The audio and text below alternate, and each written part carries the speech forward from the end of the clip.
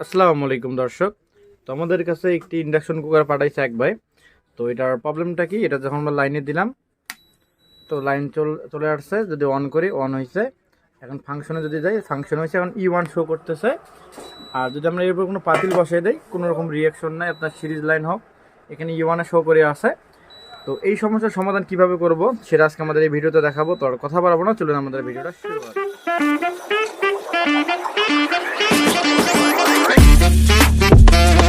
তো আমরা সার্কিটটা আলাদা করে নিয়েছি, তো সেটা হলো এটা সার্কিটটা যেটাতে E1 প্রবলেমটা শো করে।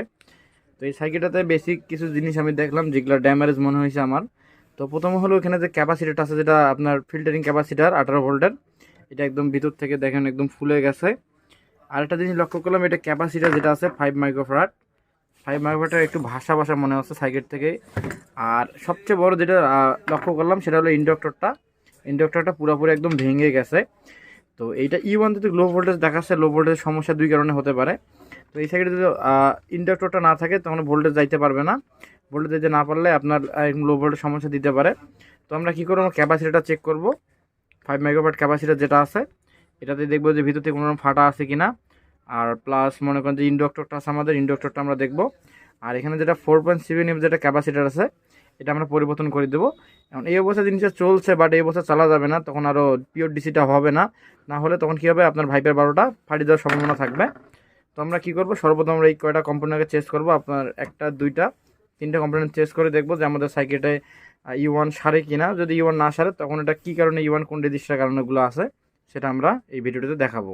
তো আমরা এখানে যেটা 4.7 ক্যাপাসিটার ছিল সেটা আমরা পরিবর্তন করে দিয়েছি, প্লাস ইন্ডাক্টরটা পরিবর্তন করেছি। আগে এটা অ্যালুমিনিয়াম ছিল, আমরা তামারটা এখানে ব্যবহার করছি, তাহলে এটা ফাঙ্গাস জমবে না আর এটা আপনার ভাঙ্গেও যাবে না মরিচা ধরে।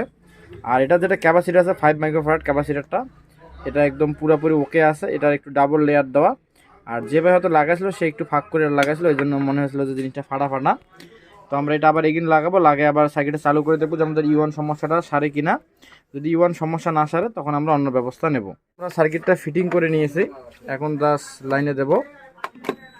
তো লাইনে দিলাম, অন ফাংশন। তো এখন E1 কিন্তু শো করতেছে। এখন যদি আমরা একটা পাতিল বসাই দিই এর উপরে, তো এখন দেখেন সিরিজ বাতি গ্লো করতেছে, তার মানে আমাদের চুলাটা একদম 100% ওকে। তো এখন ডাইরেক্ট লাইনে আমরা দিলাম, অন ফাংশন, এখন গরম হচ্ছে।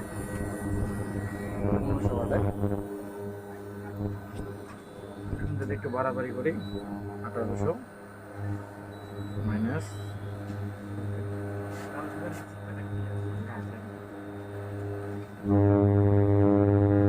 তো অলরেডি আমাদের পানিটা গরম হয়ে গেছে। তো আমাদের ভিডিও যদি ভালো লাগে থাকে আমাদের চ্যানেলকে লাইক কমেন্ট সাবস্ক্রাইব শেয়ার করবেন, পাশাপাশি নতুন ভিডিও পাওয়ার জন্য বেল আইকনে একটু পুশ করে চাপ দিয়ে রাখবেন। তো আজকের মতো আসসালামু আলাইকুম, দেখা হবে একটি নতুন ভিডিওতে।